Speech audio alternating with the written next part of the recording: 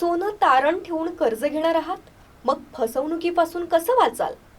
आपत्कालीन परिस्थितीत किंवा मोठ्या आर्थिक गरजांसाठी सोन्यावर कर्ज घेणं हा अनेक लोकांचा पर्याय असतो. मात्र काही वेळा या प्रक्रियेत ग्राहकांची मोठ्या प्रमाणावर फसवणूक केली जातं.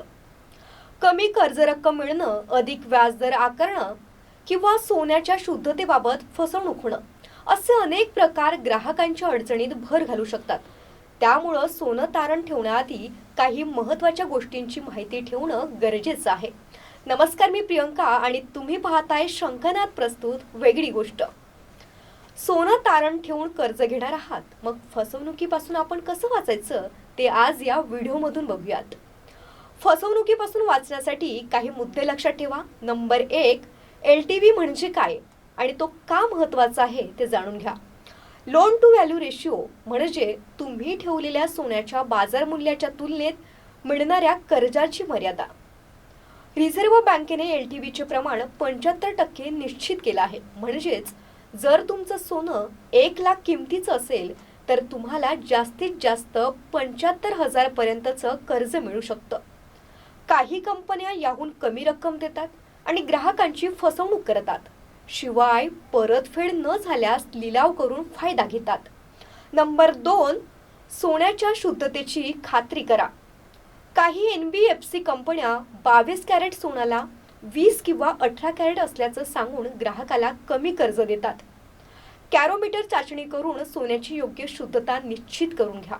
विश्वासार्ह सराफांकडून सोनं तपासून घ्या, जेणेकरून त्याच्या बाजार मूल्याचा योग्य अंदाज मिळेल. नंबर 3, व्याजदर आणि शुल्क यांची तुलना करा.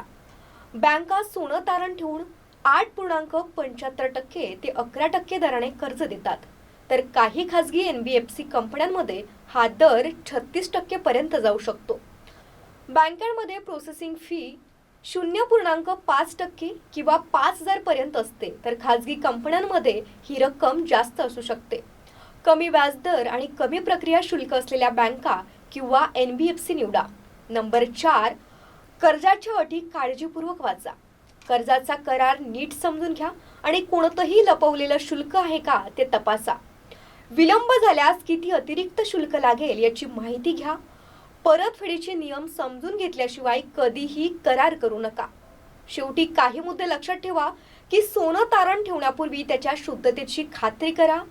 वेगवेगळ्या बँका आणि NBFC कंपन्यांचं व्याजदर, प्रक्रिया शुल्क यांची तुलना करा. LTV रेशो 75% पेक्षा कमी मिळत असल्यास सावध राहा. कर्जाच्या अटी काळजीपूर्वक वाचा आणि अनावश्यक शुल्क टाळा. सोनं तारण ठेवताना या गोष्टींची माहिती ठेवल्यास ग्राहकांना योग्य कर्ज मिळू शकतं आणि फसवणुकीपासूनही संरक्षण मिळतं.